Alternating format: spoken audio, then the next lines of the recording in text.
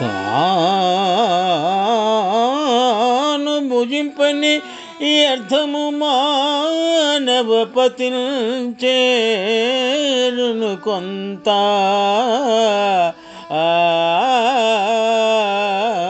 మణిభూగతమౌన్ కానలైగలుగూచిన తేనియ ఎరుంజేరునట్లు తిరుముగ సుమతి.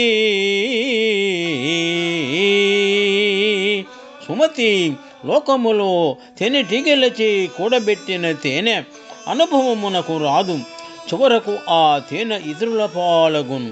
అట్లే లోపి తాను తినకుండా ధనమును కూడబెట్టినచో అందులో కొంత రాజుల పాలగును, మరికొంత భూమి పాలగును అని సుమతీకారుని నీతి సందేశము.